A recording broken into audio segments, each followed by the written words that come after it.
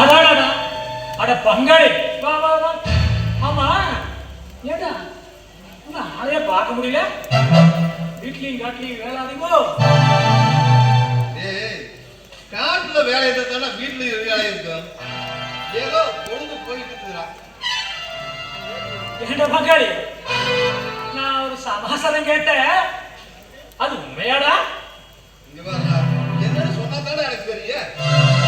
அதான் நம்ம ஊருக்கு விவசாய ஆபீஸர் புதுசா ஒருத்தர் வந்த மாதிரி அவன் உங்ககிட்ட கையெழுத்து இல்ல இல்ல இல்ல கை நாட்டை வாங்கிட்டு பணத்தை மோசம் அடிச்சுட்டு ஓடி போயிட்டாராமா. அது உண்மையாடா? ஊருக்கே தெரிஞ்ச விஷயம் தெரியாதா என்ன? ஏண்டா ஏண்டா இப்படி ஏமாளித்தனமா இருக்கிற? ஏய் என்ன ஏது தெரியாம கை நாட்டு போட்டு ஏடோ ஏடா தெரியாம எதுக்குறா அப்படி செய்யற? என்ன பண்றது? என்னடா இந்த தலை எடுத்து. ஏய் இது கால ஏத்திடா ஒரு ஏமாளித்தனம். இங்க வர்றா இப்போ என்ன நடந்துட்டு பாத்தியா? நீ விட்டு சொல்றா, நானு உடனே போலீஸுக்கு சொல்லி 4 பேர் கட்டினா வச்சுக்க. ஆனா அவனை போடுறதுல ஆபீஸ்ல திருந்து போடும். ஏன் சொல்ற? மனசாட்சி இருக்கிற ஒரு ஆளா இருந்தா எடுத்த பணத்தை கொண்டாந்து கட்டட்டு வச்சுக்க. அவனுமே கூட போனோம் நாசமா போயிடுவானு.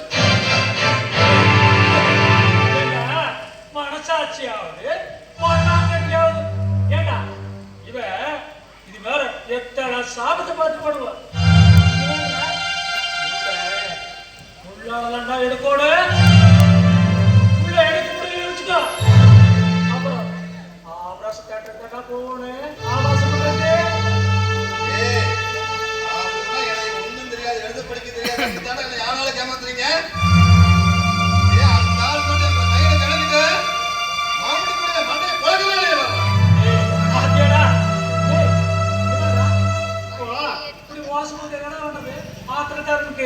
புத்தி மட்டும்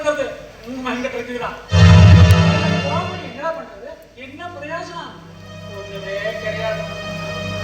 சத்தியலே நீ ஏன் சொல்றான்?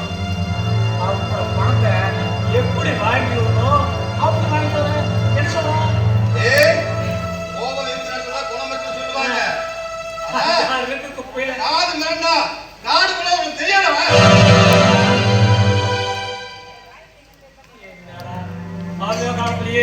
அப்படி இப்படி இருந்தீங்கன்னா நீ பொழைக்கவே மாட்டீனா?